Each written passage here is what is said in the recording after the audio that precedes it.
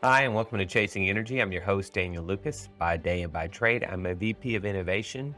And for just over 10 years, I was an endurance athlete. Now my focus is on helping people like you get energy for their daily lives. I do that through three methods. That's training, mindset, and nutrition. Those are the three avenues I seek to add to your life and give you value. Today's guest is Dr. Sara Pugh.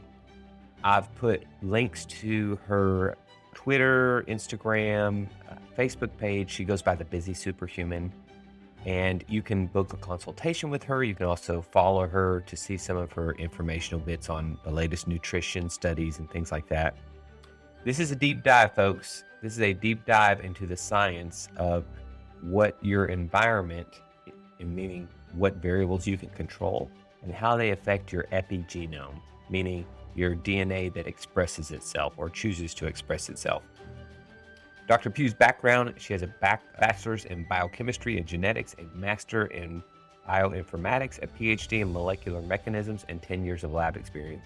It shows a lot. When we do these talks, I was able to throw science at her and she threw science back. We did go pretty deep on a few things. Some of the big takeaways you're going to have today, you are going to learn a lot about when you need to do a metal detox in all phases of what occurs during a metal detox. Is actually not very expensive to do. I put links in the show notes to ingredients on Amazon that she mentions. No affiliates links there. The blood panel test that you should order for that if you want to do that, there are over 2 pages. There's 2 pages of detailed show notes. So if anything sticks out to you, please just pull up the show notes. Things like how to get back in control of your energy. Hint, the very first thing we talk about, or that she talks about, is blood sugar control is a huge factor in people's emotional energy swings. 72-hour fast. What does that do for your body? She has a focus. She teaches a lot of different classes, including not just science-based stuff, but also mobility and movement, and then incorporating resilience into manageable doses. Meaning, what can you do in your day-to-day life that's going to make you a more resilient human? And doing it in such a way that it doesn't break you while you're trying to build that sort of resilience. And then lastly, what big changes she's made in nutrition and training in her last few months. I hope you enjoyed this interview with Dr. Pugh. Here's my ask.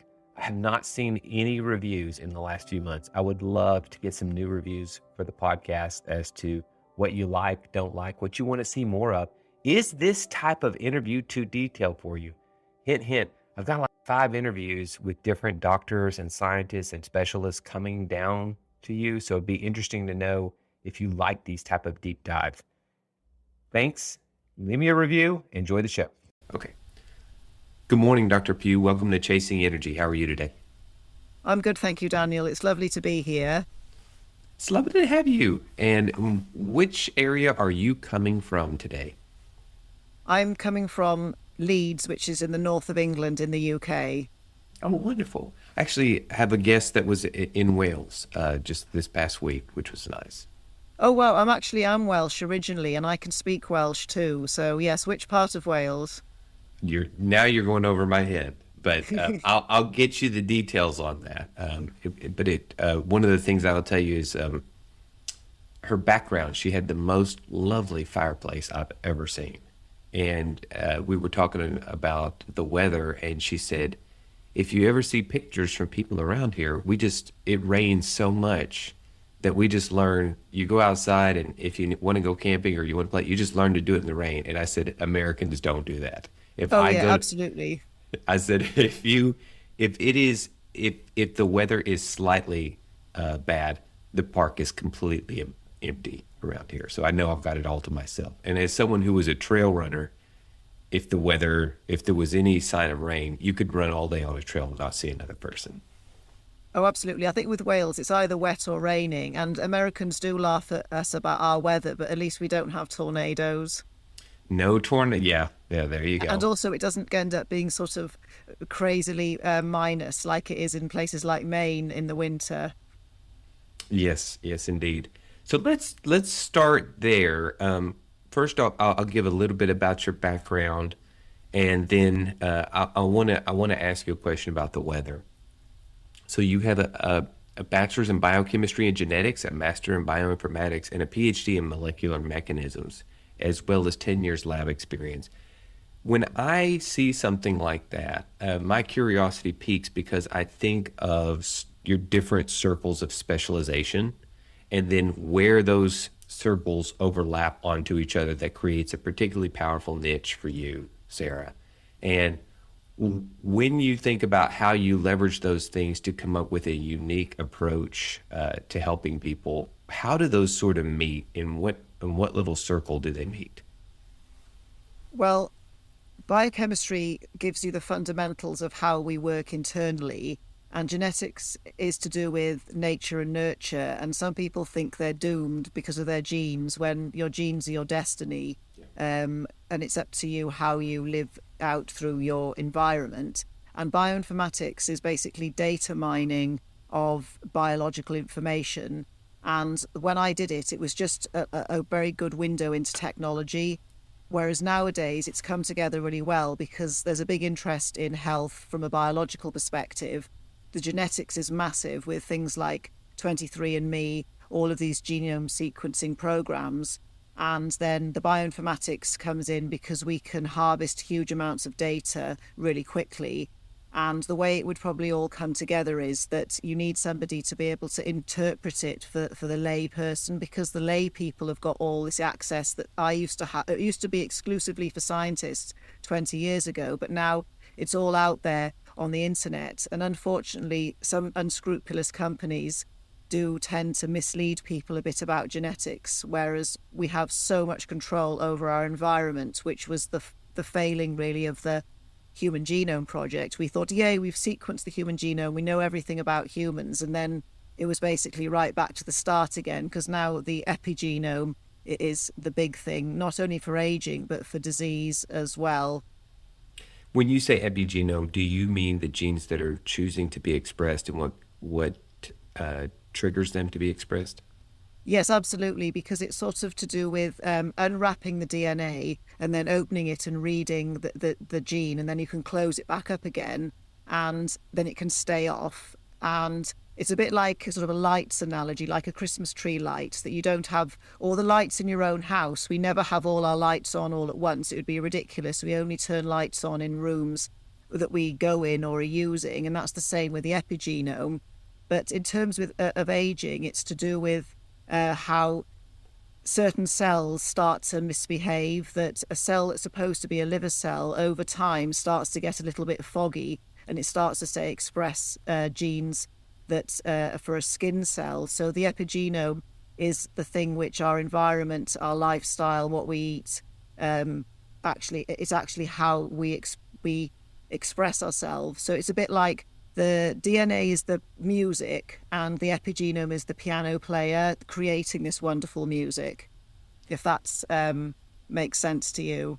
It makes perfect sense. And I have to say, that was several analogies: the Christmas lights, the the music. That very well done. Thank you. Can you give me an example of how a gene,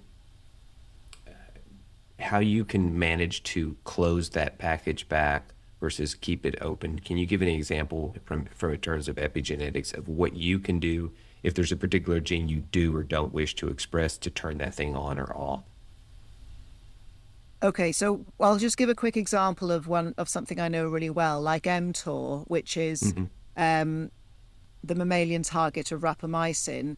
Yeah. And say if people are fasting or having windows where they don't eat, when you do eat, it switches on mTOR because it's sensitive to insulin and proteins, and that will cause growth, which is a good thing, but not all the time. And then when you fast, then because of the way that the sensing is done in the body, the mTOR is off, and we want times of being in a growth phase and then in a phase of breaking down and repairing old and damaged cells. Autophagy. Yes, autophagy, absolutely. That's a great example. It's funny you say that because that was the one first thing I thought of when you started talking. I was like, the only one I really know off the top of my head is I know you can fast and trigger the cell repair with autophagy, and I'm actually due for a fast There's another one called NRF2. That's Mhm. the gene which gets activated when we need to detox because it switches on a whole host of other important pathways. And certain plant molecules can switch on NRF2. Fasting can as well. Okay, and so what kind of do you know what kind of plants would do that, and what would be the byproduct of that detox? Oh, it's things like well, it's indirectly because it can be via AMPK, which is Hmm. sort of a switch higher up, the nutrient sensing, and then it would be things like resveratrol, curcumin, berberine, Hmm. those kind of plants. Okay. And then molecule wise, alpha lipoic acid's a really strong activator of NRF2, a pretty strong one actually, if you take it in liposomal form for actually stimulating toxin release. Okay, and the idea there would be that you take those and that you experience a detox of sorts, correct? Yes, because detox occurs in four phases where the toxins get pushed out of the cells and conjugated. Well, that means they sort of get something attached to them to make them a bit more manageable, like a policeman arresting a criminal. Then phase three is the way it travels through the liver and That would be the police car. yes, yes, and then the final phase. Well, it's sort of in and out of cells, and phase three sort of in and out of different cells to get to the liver, and phase four is when it gets dumped into the gut, and that's where you'd use binders, which will bind to the bile, the toxins, and Like everything, a and then bentonite hopefully, clay or something like that, or yes, yes, clay, activated charcoal, zeolite, things like that, and the I know you majority. take charcoal on an empty stomach generally, right? So do you do the same thing with clay? Take it on an empty stomach? The way I use binders is I would take something like ALA and some other plant molecules first, wait half an hour, and then take the clay, the activated charcoal, the zeolite, the binders all at once so that they bind and then move the toxins out of the body. And the other way. Well, before you move on, but this would be between meals when you don't have a lot of food. Oh, absolutely, because the binders are going to bind anything, including vitamins, minerals, your supplements. So you need to keep them away from food because Okay. they'll bind to things like zinc and magnesium, really important minerals that we Okay. need. Okay. No, keep going. I'm sorry I interrupted you. Oh no, don't worry. Cause I think humans have been eating clay and things ever since we've existed, so it's not some strange fad. It's just nowadays we understand the process a little bit more. Okay, wonderful. Is there a particular type of bentonite clay that you recommend to people for this? No, I just recommend having a wide range of binders because each binder can bind different things ranging from pesticides to xenoestrogens to heavy metals.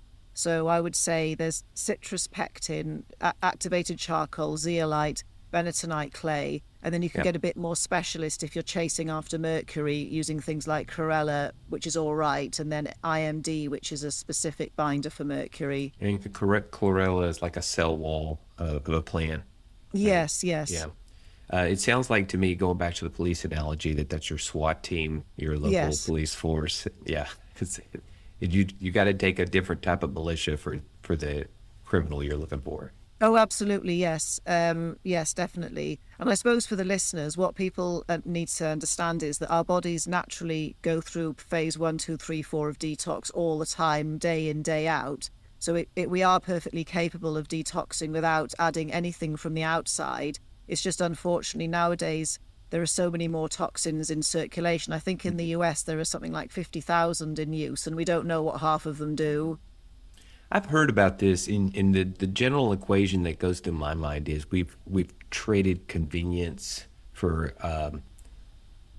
unknown risk Mhm. in that regard. You know, I mean, we reach over to at any point and we have a cold beverage at our hand, and but it's almost always in whether it's a plastic or a can, it's gone through some type of factory. So there are potential consequences to the fact that everything is so convenient for us, as opposed to primitive times where you had to walk down to a stream, drink out of the stream, hope that it was pure, and not get sick at the same time. Oh, So oh, definitely. And back to you just touched on a really important one. Like with the aluminium, in tins and cans and soda.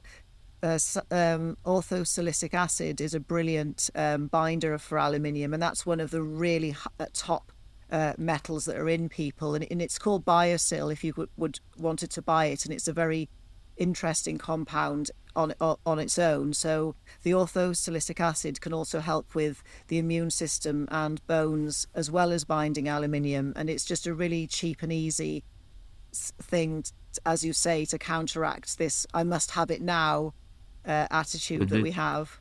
So, is there a way to measure the need and then the efficacy of a treatment like this? So for need, how do I tell that I need to do an aluminum? I'm in the States, so it's Oh, you can say aluminum. I nearly uh said aluminum, but I thought I better just stick to my own way. aluminum is way more eloquent.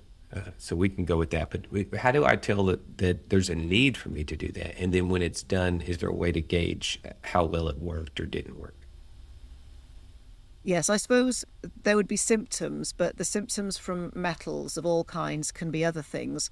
So the very first one I would do would be a blood test, because there's a test which I use that has 16 metals, from ones that we need like zinc, copper, calcium, and molybdenum and selenium. But then it's got the ones we don't need like mercury, cadmium, lead, titanium, strontium, silver, and it's a test which does 16.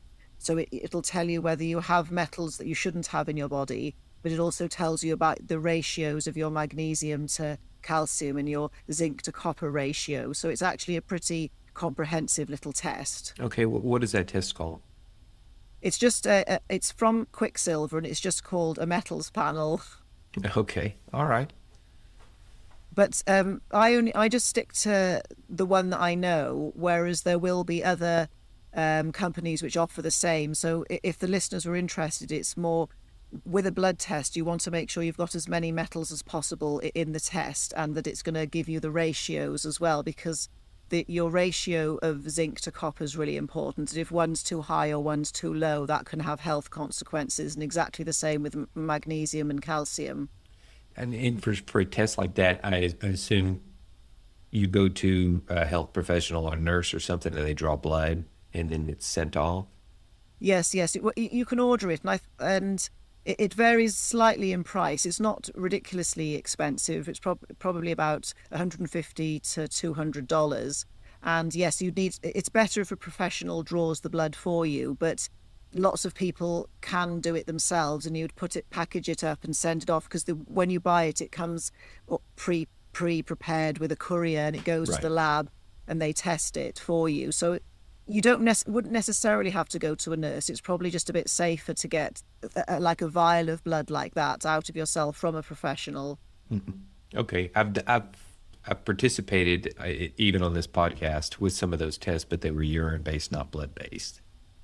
Oh yes, that's really interesting you mentioned that, because the OAT tests and some of the mold toxin tests are urine, but then the mercury tri test, the one which distinguishes between methyl mercury, which you can get from fish and fillings, and inorganic mercury, the very toxic one, you'd need a tri test for that, because that looks at blood, urine, and hair. And it looks at how much is in you and how much is in circulation and how much is coming out. So the different tests do report different factors, because the hair one, it gives you a different insight into the one which is a urine test.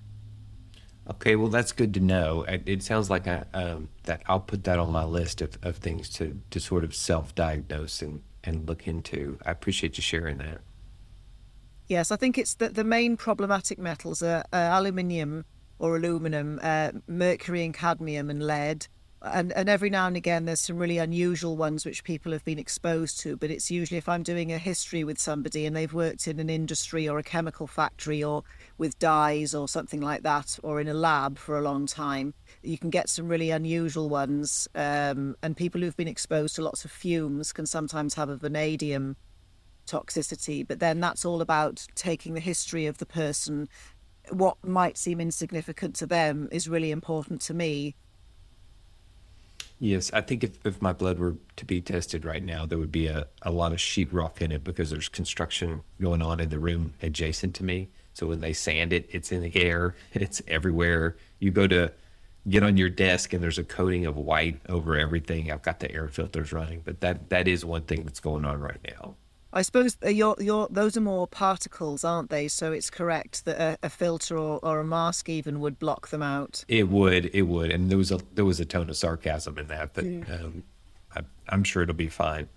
So let's talk a little bit about altering food for mental health. And I've actually been hearing more about this field with some other influencers as well. And the idea there is, I'm gauging, is that there are certain aspects of your mental health and well-being that are actually tied to either the gut biome and other aspects of your nutrition. And I think that historically the medical community would say, oh, because someone's depressed, they're not eating well, and they kind of put the cart before the horse on a few of those type things, whereas opposed to saying the diet that person is the diet that person is utilizing could heavily contribute to why their emotional state is what it is. So could you elaborate on that?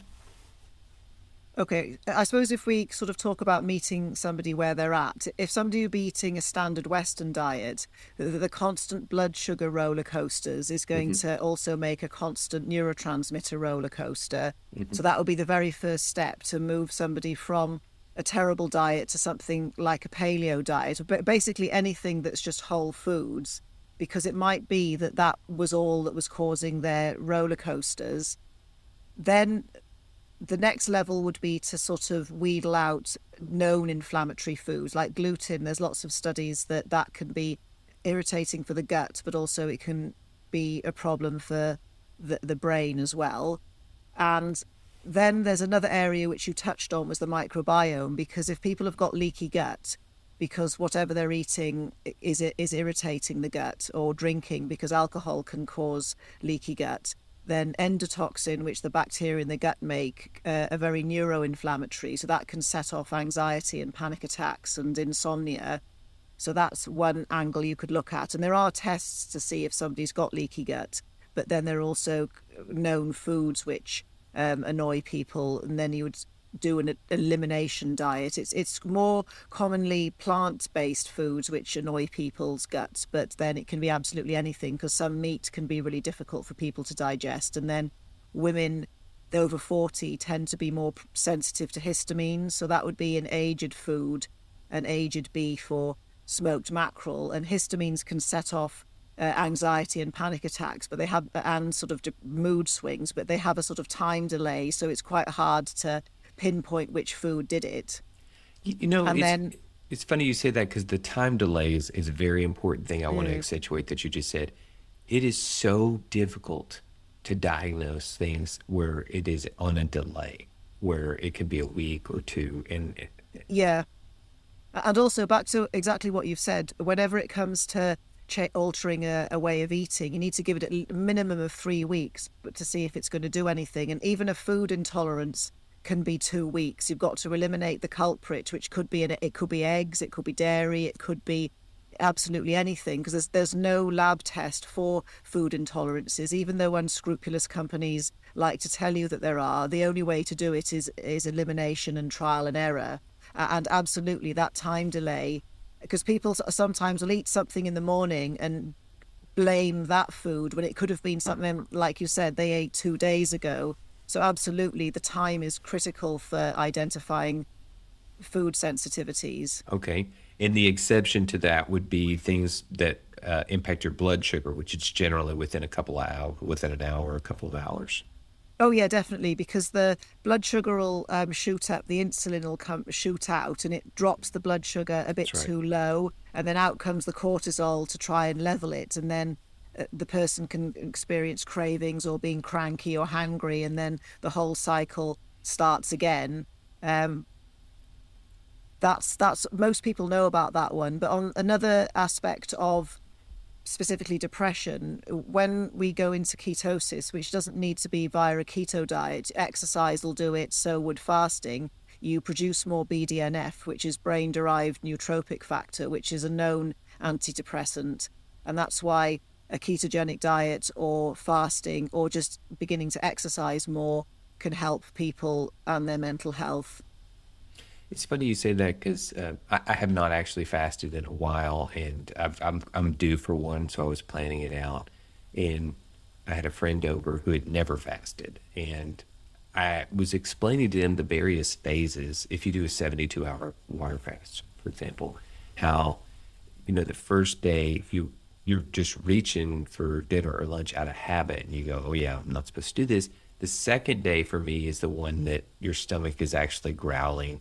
And then the third day is where you sort of get to this sort of euphoric, I'm above, you sort of rise above the demand for food and start to think much more clearly and almost have a third person view of the issues or thoughts that are going through your head.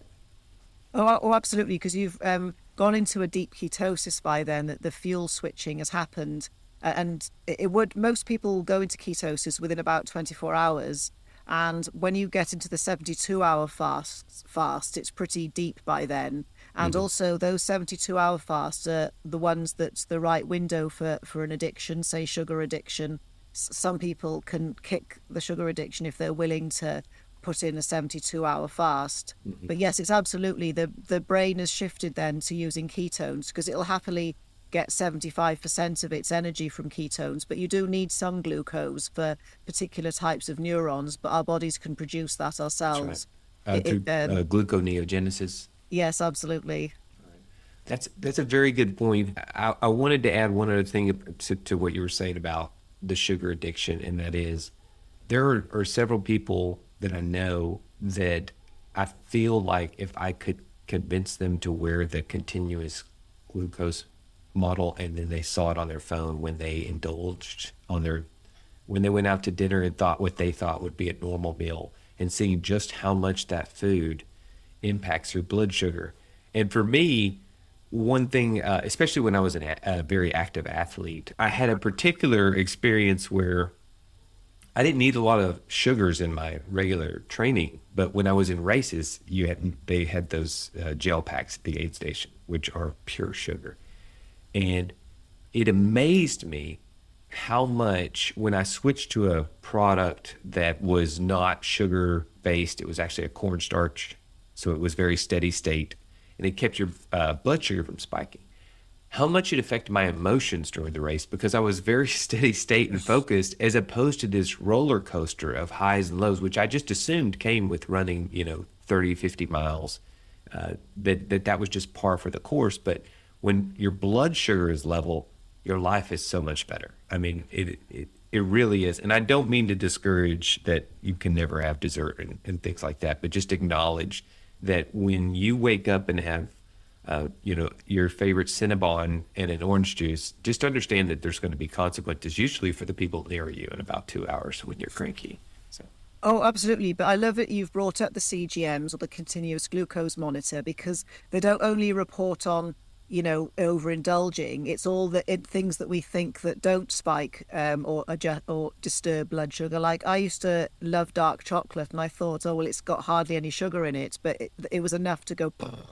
But also the other really interesting thing is I can tell reading people's CGMs if somebody's upset them, because I think we underestimate the impact stress has on our biology. Because I know plenty of people who are pre-diabetic or insulin resistant, and they're fit, they don't eat badly. It's the stress that's doing it. And I found it and showed it to them in the CGM. But back to what you were saying about the enormous spike and then it taking ages to go back down if you eat a huge amount of dessert. That time when the blood sugar's really high and coming down, that's when the damage is happening because of the glycation of the sugar. So it's, where your body is pretty inflamed at that time. And then obviously it'll go back to normal again. And to touch on what you said about not letting people have dessert ever again, I think that there's such an important sort of social cohesion around food. And for some people that I know, particularly older people, going and having cake in church on Sunday is their only social thing, and they absolutely love it. And it wouldn't be the same to them if they couldn't have cake Sunday. I know, and I've seen those type of things, and I just wish that we could alter them. My parents, whenever they would have church, it was all cakes. Everywhere was cakes, and I would think, could we maybe go to fruit tray or something, just as opposed to. But the thing is, they've so heavily associated the sweets with that sort of thing that it's almost inseparable to them.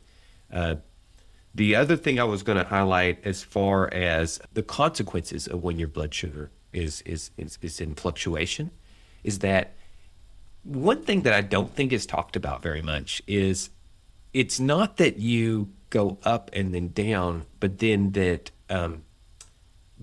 it takes about it seems to me it takes about a day to get things back about, because you wake up, let's say you overindulge, you wake up very hungry when you've had too much sugar the night before, and then you start the cycle again because you want to eat a lot in the morning, and then you find your stomach is a little bit more upset at lunch. And I just when I look at the blood sugar roller coaster, I think of it as more of just a one up and down, and actually takes several hours or to get it back in a steady state where your brain isn't looking for that next hit.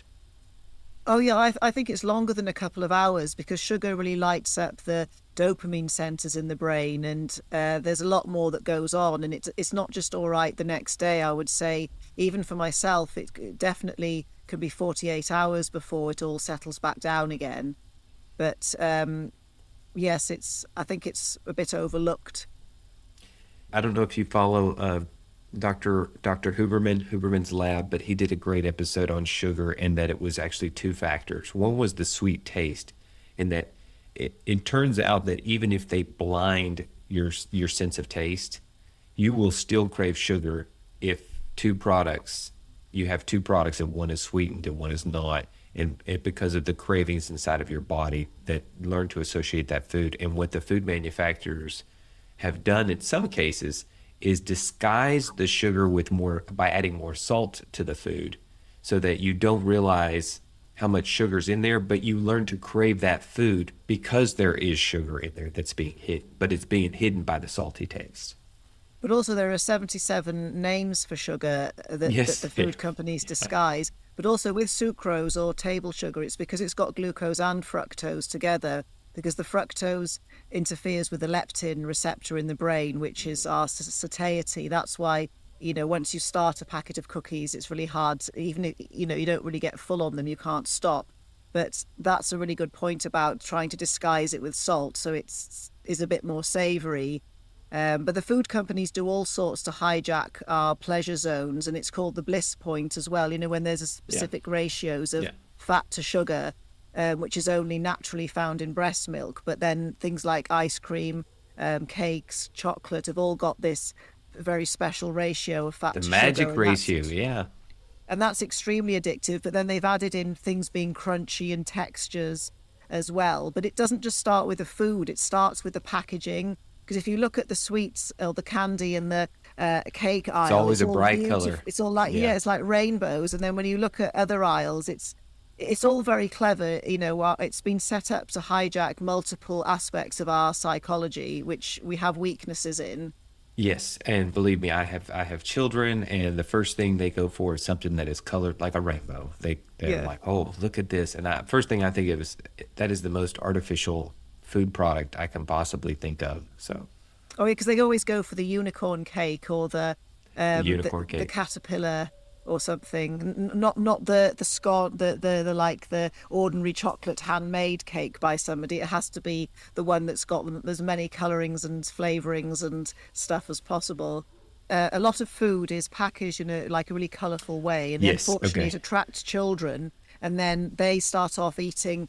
It's really difficult as a parent to sort of always control what children eat. So they end up eating all these processed things very early on. And the earlier you start doing something or develop an addiction, I've found this with my addictions, that's the last one to go, if that I, makes sense. it makes perfect sense because you associate this sort of nostalgia with that product, whether it came out of vending machines or whatever. Uh, very well worded there. So let's But talk. also, there's a really important aspect of that when children are very young and our brains are being pruned, it decides, well, you're playing the piano and you're 5. Let's keep all these neurological pathways. You're eating lots of sweets, so let's keep all the neurological pathways for sweet eating or candy eating. And then it trims or prunes away neurons that it thinks you don't need. And that really shapes your brain for the future. I mean, it's not undoable, but it's why so many people struggle so much with food addiction later in life. It's because it was the very first addiction, and you probably don't encounter caffeine or nicotine or cannabis or anything else until you're much, much older. Yet, if you've been exposed to a lot of sugar and stuff when you're 5, that's I think why some people really struggle with food. I think that may be the best description of macronutrient version of nurture versus nature Yeah. that I've heard. So, movement as a form of therapy. Tell me a little bit about that. Okay, well, as you introduced me as a biochemist, what goes on with as a biochemist is lots of sitting at a computer and bending over. So that's how I decided to become a Pilates teacher, because I had a really bad back, a bad shoulder, a bad everything, and I was only about 28, and I thought I was going to fall apart, and that was the end of it. That's how I got into Pilates. But Pilates in the UK is totally different to Pilates in the US, that doctors, surgeons just send people to Pilates with bad backs and knee replacements and everything, even though there's not any medical research behind it whatsoever. It's just this thing for mending people physically. And the kind of movement which I do is sort of for everybody. I don't teach CrossFit or anything like that. It's very much the rehabilitative movement. So the first aspect would be just to get people moving again, like mobility, just simple joint mobility, which people in their 20s can be really stiff. Then it would be about balancing the muscles, so we've got the right balance of stability and mobility, because without mobility you can't be strong, but just being flexible is no good either. You need to have a balance.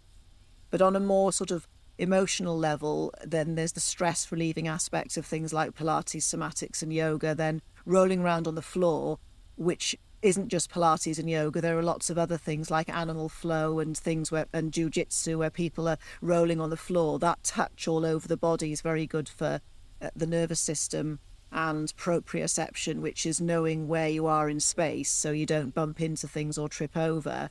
So And then there's a there's also huge the group aspect where if you're participating with a group, there's also that type of nurturing where people feel like, oh, this is my tribe. Yes, I think absolutely. I My think of flock. like, I call them my yeah, flock. the Yes. flock. Yeah. I And think they of all like each other as well. And that's the thing. There are sometimes people that come to, say, Pilates or yoga, that for half the class they just lie there, but maybe they just really like the music. Or maybe that's the only time that man or woman can just have an hour to themselves, where they don't have to look after children or look or work or do whatever. So the reasons for people coming to a group are enormous. But like you've said, it's the social cohesion again, that it's being part of something and everybody doing something together, but meeting people where they're at. So it's not really a good idea to have beginners and advanced all together. It's good to have people of the same level so that you don't feel rubbish about yourself, but still have a few people a bit better than you, so you've got something to aspire to get better in your own time. I like that. There's a very good spread, and the way that I used to use that analogy was, if I used to tell people, if I go to a pull-up bar and set some audacious goal, I'll quit earlier than I would have if I had set a goal that was just beyond my strength. And it's the same when you're training with people. I find there are days where I actually want people that aren't as good as me, so that I'll actually use it as a recovery day, because it's supposed to be a recovery day. And then there's days where I want someone who's going to pull me out of that comfort zone and say, okay, I'm going to really have to go to the well to stay with this person. And both have their place in a training cycle and probably in life in general. Oh, definitely. Because I suppose with my group classes, it's good to have younger and older people in together, because there are lots of people in their 60s, 70s, and 80s that are really good at movement. And then there are people in their 30s and 40s who've sat around. And to see people in their 70s in their prime, it makes them up their game a bit. And I think it gives the older ones a bit of sense of, actually, all this pain I've gone through to keep moving was worth it. And then also on another angle, with neurological situations, like I have quite a lot of people with Parkinson's, I always put them in with everybody else because they don't want to be in a group with other people with Parkinson's. And I've noticed that they do it much better when they've got people who to copy who don't have tremors and things, and they naturally want to be with other people. If you put them all together, it actually is quite destructive and depressing for people. So there's, like you say, there's we could go on do a whole podcast on humans comparing themselves to other humans. Of course, we most certainly could. And in Yeah. that sense, there's the difference between sympathy versus empathy, which is, Mm. empathy being, I understand that Parkinson's is a debilitating thing, but not classifying them with just that group and saying, well, you're not capable of doing this, and giving them something to aspire to. But also, they battle on because I've got people who with neurological situations who are doctors. They're still working. They don't want people to know. So the best thing I can do is just we just call it the situation and basically just pretend it's not there. And they outperform a lot of people who don't have a neurological situation because they just try so hard. That's right. So we'll go on to another topic here, and it is incorporating resilience into manageable doses in your daily life. And I actually heard a great phrase last week, and that is that the heaviest weight in the gym is the front door, and that means the hardest part of going to the gym is getting through the front door. And for me, which I don't use a gym, it truly is. I have a home gym, so I don't go to a gym, I should say. But it is the very first act, that overcoming that friction and saying I've committed to this. And one thing that we talked about on the pre-call is cold showers, which I do. It's winter's now over, wrapping up. It's the end of March, and I've done cold showers pretty much every day all winter, and it's the first step in that is the bar none the hardest part, where you see the cold water and then you go, okay, now it's time to go in. And there's that millisecond pause of your body saying, I'm trying to protect you and not let you into that cold water. And the mind saying, no, we've done this 100 times. And we know that when it's over, you're going to feel invigorated and you're ready to tackle the day. I'd like to hear your opinions on how you incorporate resilience into manageable doses and maybe some of the outcome and effects of that. Oh, do you mean the imposed hardship? Imposed hardship, sure. Yes, yeah. The thing is, it's the same as you. I use cold therapy, but I use a bath instead, and I put ice and stuff and peas in it to make it colder.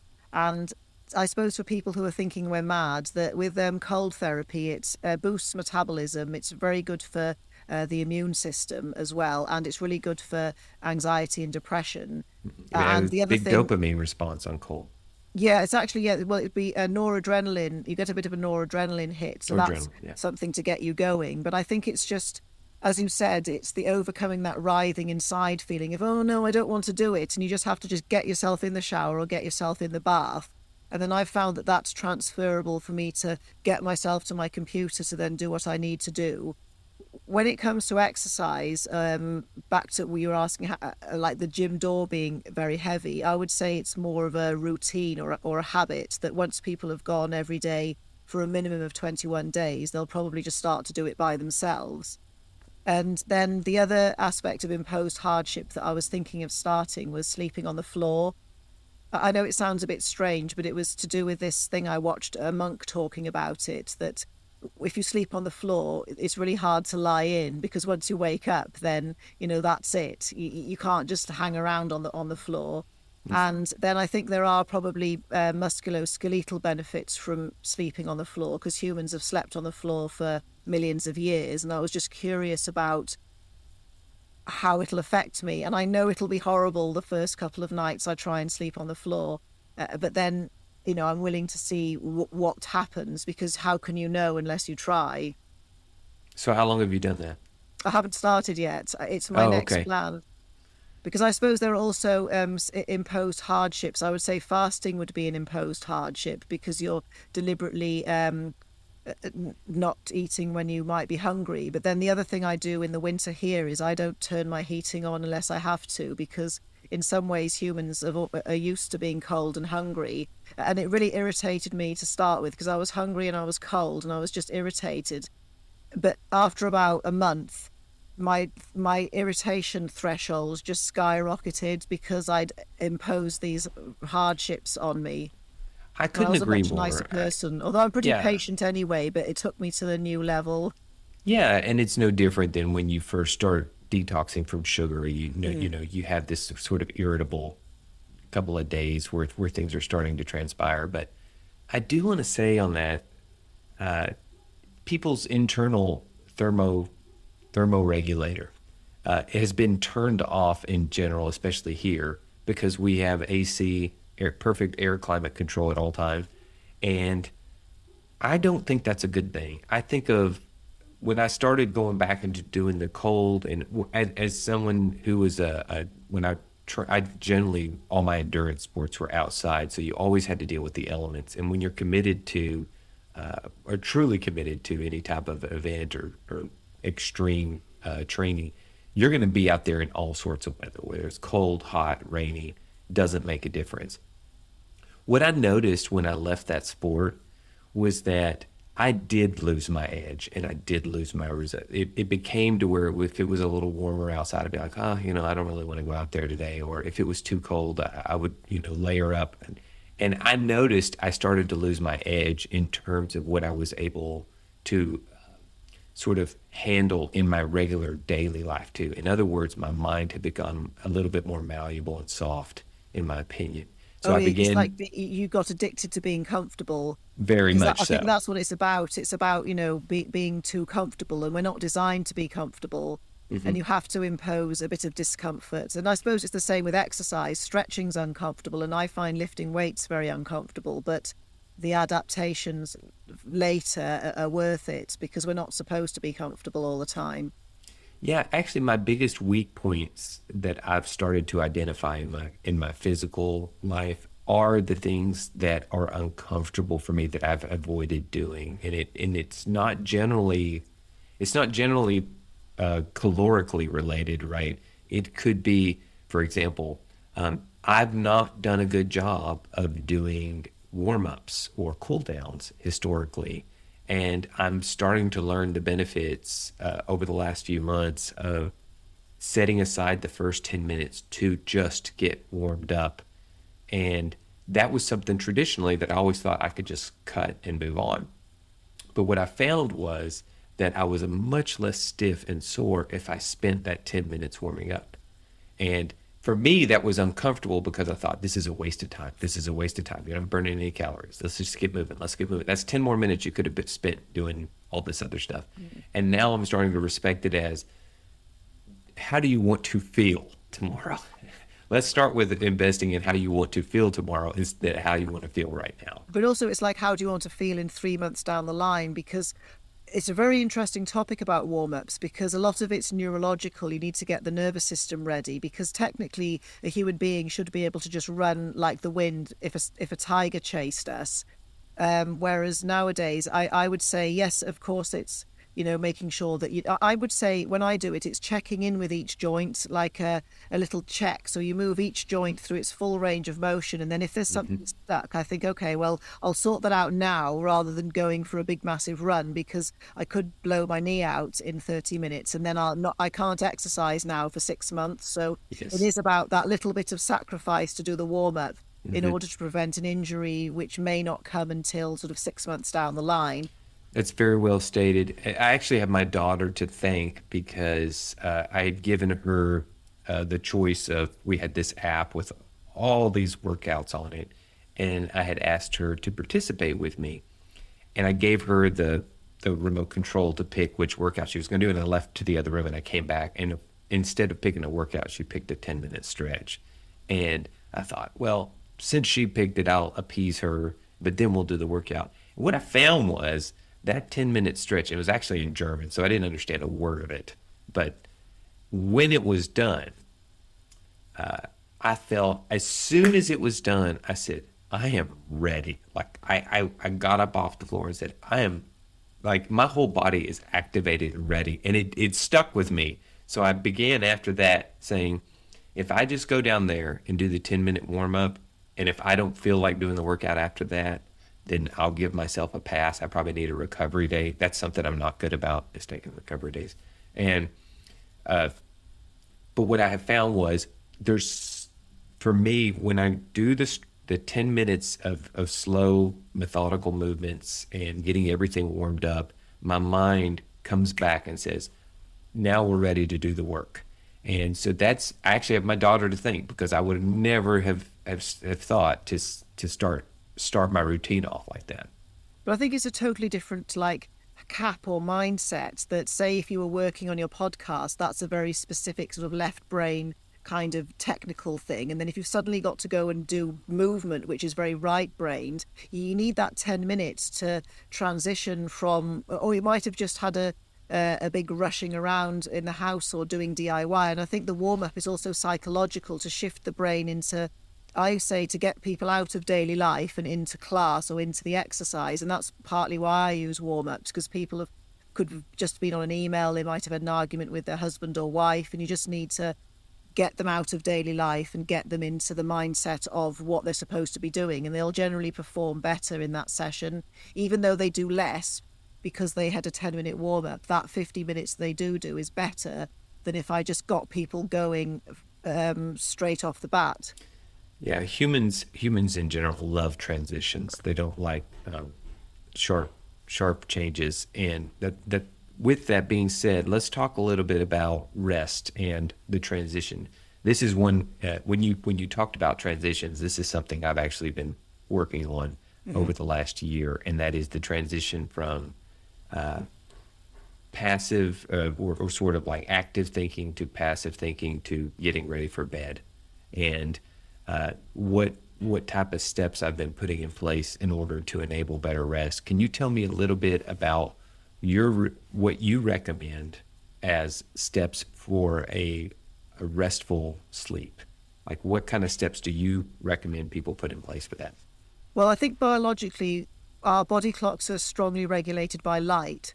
So from off the bat, I would say your restfulness doesn't start at the end of the day, it starts at the beginning. So you need to get some sunlight in your eyes. When you have to go outside, yes, I know about winter, but even if you just go by a window, that light in your eyes at the beginning of the day sets you up. Then it would be, say, if you worked on a computer all day, it'd be worth investing in some blue blocking glasses, just so that you don't just get blue light in the day, because it's just not natural. And then for the evening, it would be from about 7 o'clock onwards, starting to mind out about how much light you're using. So that could be avoiding doing your grocery shopping at 10 p.m, because that's when it's super bright. If you need to go, do it earlier in the day. And then the other one, which would be the classic, which are screens like televisions, iPads, computers, to begin to quieten down on your screen use. And if you must work at a computer, which I'd have to, and you probably do, there are plenty of different kinds of glasses which can block out the blue light, because the body makes melatonin in the evening. And if you have caffeine or blue light, that halts the melatonin production in its tracks. And melatonin is a lot more than just a sleep hormone. It's actually important for detox, metabolism, and it's anti-inflammatory. So that was part of the healing and rest part. And I appreciate that it is difficult to stay off social media and emails in the evening, because again, people will see something either really awful, or someone will send them a nasty email or write something nasty on their post, and it can upset them before bed. So I would say, even if you have to work, avoid things where you might get some unfavorable human contact. Then back to what we were talking about cold showers and baths. I don't think they're a good idea in the evening, because the noradrenaline will wake people up. But it would be a really good thing to have the cold shower in the morning, the same principle as the light. Whereas the evening, if people have something like a hot bath or a shower, that's been shown that something as simple as that can help with a restful night's sleep. But then we've got the prickle mats, those mats that have got spikes on them. So you can lie in one of those for half an hour in bed, because it imposes a bit of pain or a bit of hardship on you, and it causes your body to produce its own endorphins and enkephalins, which can help you have a deeper and more restful sleep. Oh, that's And the first time I've heard someone recommend that. oh, right. Oh, no, I really love them because it's something that, the more that you can get, our body is the most amazing biochemical factory on the planet. It's just getting it to produce things for you. So lying on the mat, like I said, it'll get it to produce the endorphins and enkephalins, which are not only stress relievers, but they actually can help you have deeper sleep, which you can measure with things sort of like aura rings. So I've Hmm. done lots of different tests of different things with my aura ring, which is a sleep ring, and definitely the prickles helped. But then About for 30 minutes. So how do you set aside 30 minutes to lay on there, or well, the do thing you is, do your it's meditation, or? well, the thing is, like 10 minutes would work as well, but you put it in the bed, and lots of people read in bed, or I listen to audiobooks or things like that. And then when I'm ready to go to sleep, I just whip it out. So it's in that, I don't think a lot of people actually get into bed and go to sleep straight away. It's called latency, isn't it? And on Yeah. average, Well, there's a going back latency. back to the transition. Yeah. Yeah, It's a on transition. latency Yeah. for sleep, I think the average is something like, it's between about 10 to 20 minutes. So even if you're knackered, you're not going to go straight to sleep. And even if you fell asleep on your prickle mat because you were that tired, your body would become immune to it very quickly anyway, because it's produced its own painkillers. But say for somebody who is impatient, then 10 minutes, I would say, is enough. You basically just get on it. It'll be painful, but not in a nasty way for a bit. And then I after a don't find while, them painful at all. I think they're kind of soothing. Maybe that says something about my personality, but I actually like the feel that they have when they prick your skin. I find it it's almost soothing in a way to me that I feel like it's almost scratching my back, for example, or something like that. But yeah, I always call it sensationful, but then some people use foam rollers instead. That I tell my clients to lie on a foam roller because Mhm. some people are skeptical about those prickle mats, but they have foam rollers because they come use them for Pilates, and because Mhm. it's a massage device, and massage is inherently a little bit painful as well. So you can lie on a foam roller because it opens out your body, roll around on it a bit, and that is also another way to get some sort of physical stimulus to help with sleep. And there are all kinds of other things like prickle balls or spiky balls, as we call them, that a way to do self massage. Or even if you really love massage, to have a professional massage. I always say to people it's better to have them in the evening because you'll sleep better after them. So it's this element of some kind of physical touch on the body before bed that's slightly painful to encourage the release of the natural painkillers. Absolutely. So that's a lot. We've covered a lot of dimensions. Starting off with mental, altering your food for mental health, right? And adding things to take it out. Movement is a form of therapy. Transitions, mental toxicity. Uh, is there anything else you'd like to mention that? In fact, let me start with a question and say, what change? This is my new favorite question for guests. What change have you made personally, or seen in the last 6 months, nutritionally and training wise, that you have found to be surprisingly beneficial? Okay, for training wise, mine was to I have a I can do it myself, my training, but I have a PT was to employ another PT. So I have two sessions that are one to one. That's a completely different person, completely different age, because I've just found that no matter how motivated I am, when another person makes me do it, it gives me just that extra 10%. And for what the price would probably equate to $50, it's massively worth it to have that second personal trainer session in the week because I can't not do it and I can't slack. And I suppose nutritionally, I have just been doing an experiment with elimination, and I think it was I thought that dark chocolate was beneficial and I've loved it and defended it. And I've done numerous tests, and it is the culprit for setting off my kind of overexcitability and funny moods. And I think eliminating it for good, it's just me personally. I'm sure other people, it doesn't affect them. I just found that it solved a lot of problems and I was very attached to it. And I would say that's the biggest nutritional change that's sort of simple, that's quite personal to me. And you made that discovery through the continuous glucose monitor. No, what I did, I actually had a session with a psychiatrist in the US who specializes in psychiatric nutrition. And she just recommended, well, I can mention her name. She's called Georgia Eade, and she is absolutely fantastic. And she's like a really lovely person as well. And she just said, "Oh, why don't you just do an elimination diet? Just take out the eggs, the beef, the everything, the chocolate, the nuts, the spices. Just get rid of everything and just see what happens." And I was, because I'd paid for it and I wanted to please her, like humans do. We are sort of dogs as well, always wanting to please the person we've seen. I eliminated everything. And I think her view was, well, you can reintroduce things if you need to. But I've thought, well, eliminating all those things has made such a difference. I think I'll just leave them out because I don't miss them.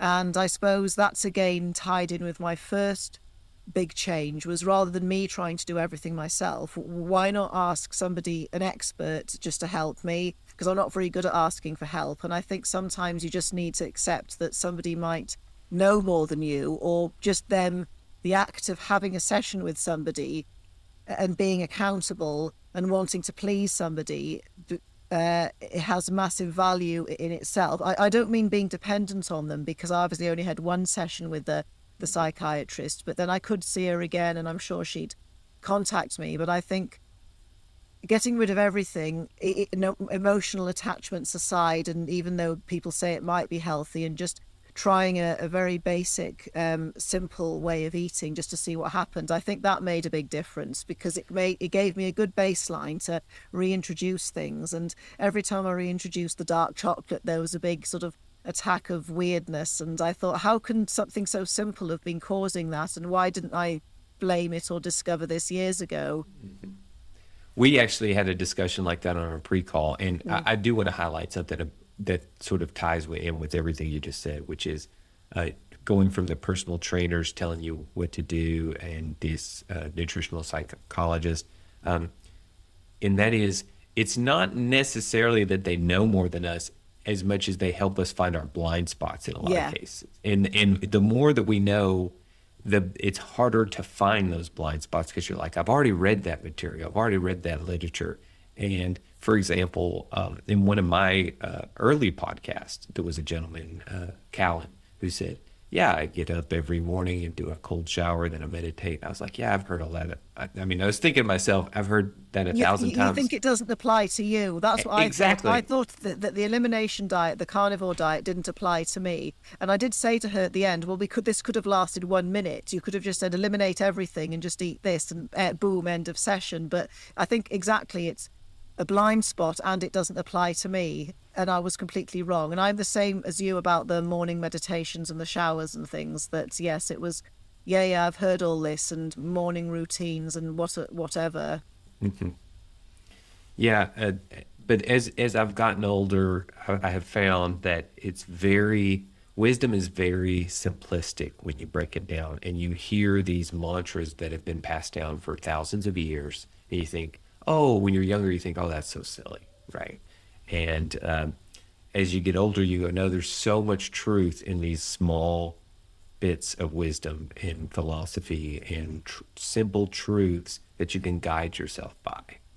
Oh, absolutely. I'm a big fan of that, because I mean, I love Rumi, who's a very famous Sufi mystic, and one of his classic lines is, nothing is as it seems. And I also really like Meister Eckhart, who's a Christian mystic, and one of his famous phrases is, if you could say one prayer, it would be thank you.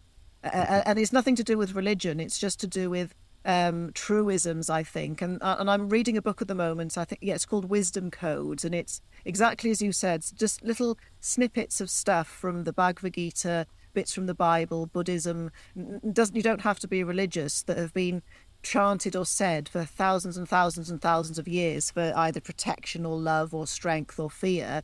And it's like, exactly as you said, when I was about 20, I thought, well, I don't get this. But reading it as an adult, like I'm 45 now, I'm thinking, oh my gosh, why didn't I take this more seriously? It would have saved me a lot of trouble. And it was been there for ages. All those things like the Bhagavad Gita, those books have been around forever. I just wasn't. It's back to what you were saying. I have to be met where I'm at.